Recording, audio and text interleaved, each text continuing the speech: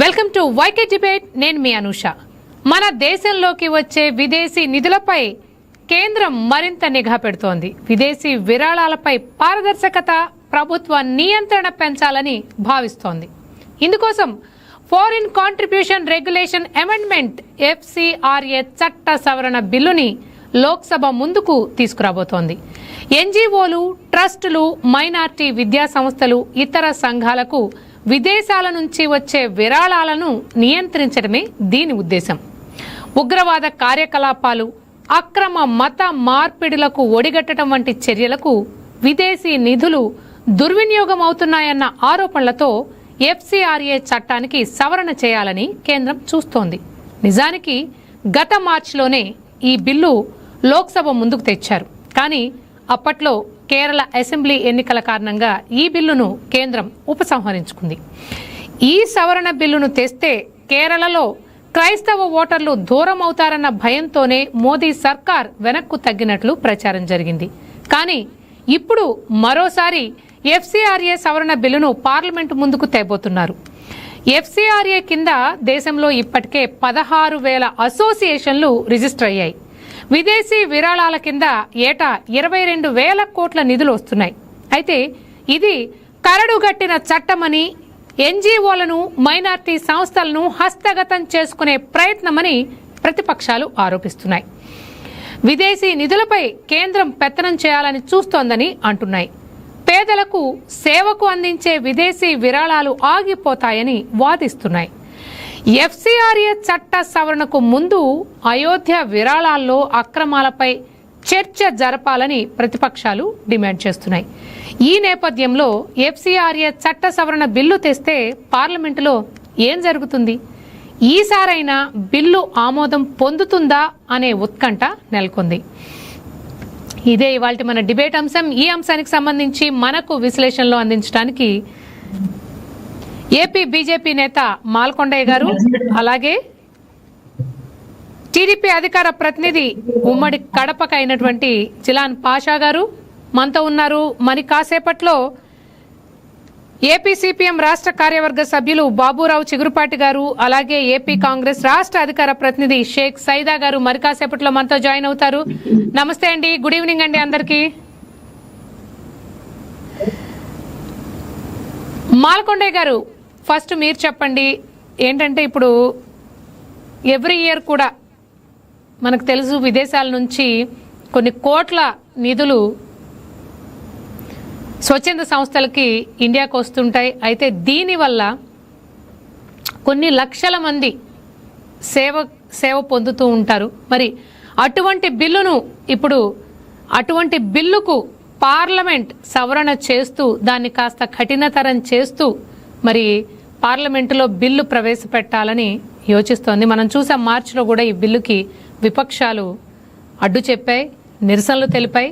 మరి ఈసారైనా ఆ బిల్లు పాస్ అవుతుందా? అసలు సవరణలు చేయాల్సిన అవసరం ఎందుకు వస్తోంది? ఫస్ట్ అందరం కూడా దాని గురించి మాట్లాడుకుందాం. ఆ తర్వాత ఎలాంటి సవరణలు చేయాలి, అసలు సవరణలు అవసరమా కాదా అనేది మనం డిస్కస్ చేద్దాం. మాల్కొండయ్య గారు, ఫస్ట్ అయితే మీరు ఇది చెప్పండి, అంటే ఈ సవరణలు చేయాల్సిన అవసరం ఉందంటారా?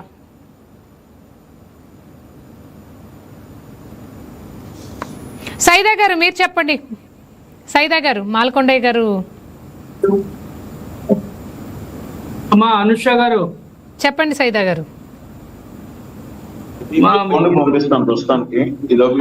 Contribution regulation act amendment bill 2026 తీసుకురావడం కోసం కేంద్ర ప్రభుత్వం మరి పెద్ద ఎత్తున ప్రయత్నం చేస్తూ ఉంది. అయితే ఇక్కడ మనం గమనించాల్సిన విషయం ఏంటంటే, మా క్లియర్ గా ఉందా అనుష గారు? ఉంది సైదా గారు, మాట్లాడండి.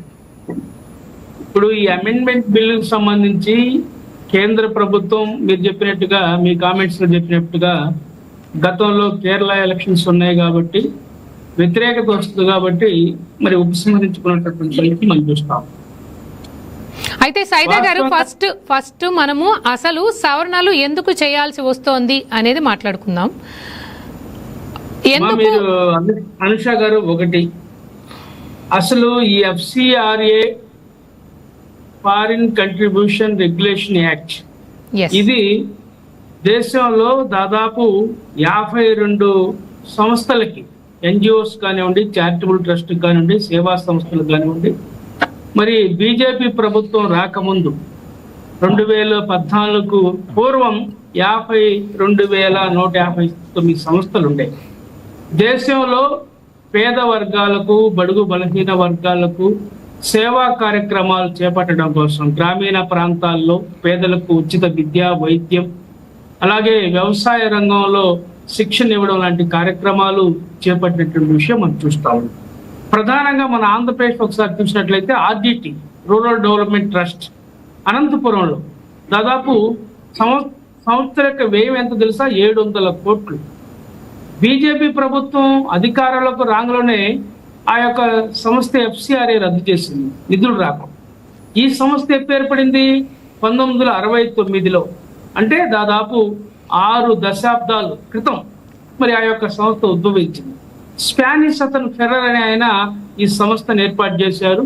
రాయలసీమ ప్రాంతంలో ఉన్నటువంటి జిల్లాల్లో, రాయలసీమ ప్రాంతంలో ఉన్నటువంటి కడప, కర్నూలు, అనంతపురం, అలాగే మరి నంద్యాల, ఈ జిల్లాలన్నింటిలో కూడా అనేకమైనటువంటి సేవా కార్యక్రమాలు నిర్వహించి ప్రజల్లో మరి సేవా గుణంతో ప్రజల అభిమానాన్ని పొందినటువంటి సంస్థ ఆర్డిటి, రూరల్ డెవలప్మెంట్ ట్రస్ట్. ఆ సంస్థకు వచ్చేటువంటి నిధులను కూడా మరి బీజేపీ ప్రభుత్వం ఆపేసి అక్కడ ఆ ప్రాంతంలో సేవా కార్యక్రమాలు పూర్తిగా మరుగుడు పడిపోయే పరిస్థితి. ఆ ప్రాంత ప్రజలు మరి నిరసన ర్యాలీలు, ఉద్యమాలు చేసి చివరికి శాసనసభ్యులు కూడా, అధికార పార్టీ శాసనసభ్యులు కూడా మరి ఉద్యమంలో పాల్గొనటం, అమిత్ షాని ఒప్పించటం, గత్యంతరం లేక మరి ఇటీవలనే FCRA ఇవ్వడానికి మరి ప్రభుత్వం ముందుకు వచ్చినటువంటి పరిస్థితి కూడా చూస్తా ఉంది. ఎన్నో సేవా కార్యక్రమాలు, హాస్పిటల్స్ పెట్టారు, ఉచిత వైద్యం అందించారు, యువకులకి శిక్షణ ఇచ్చారు, మహిళలకి మరి కుట్టు, అల్లిక లాంటి, టైలరింగ్ లాంటి శిక్షణ ఇచ్చి వాళ్ళ యొక్క సాధికార కోసం ఆ సంస్థ మరి ముందుండి పనిచేసినటువంటి పరిస్థితి. అలాగే మనం చెప్పుకుంటా పోతే యువత నిరుద్యోగ సమస్య పరిష్కారం కోసం మరి స్కిల్ డెవలప్మెంట్ ప్రోగ్రామ్స్ నిర్వహించిన పరిస్థితి. రైతాంగానికి శిక్షణా తరగతులు, రైతులు ఏ విధంగా ఏ పంటలు పండించాలా, ఏ విధంగా మరి వ్యవసాయ రంగంలో మెలకువలు తీసుకోవాలా, ఏ విత్తనాలు మరి ఈ సీజన్ లో వేస్తే పంటలు పండిస్తే బాగుంటుంది, సాగు చేస్తే బాగుంటుంది అని చెప్పి శిక్షణ ఇచ్చినటువంటి పెద్ద సంస్థ ఆర్డిటి. ఆ సంస్థకే మరి FCRA ఆపేసినటువంటి ఘనత బీజేపీ ప్రభుత్వానికి మన రాష్ట్రానికి సంబంధించి.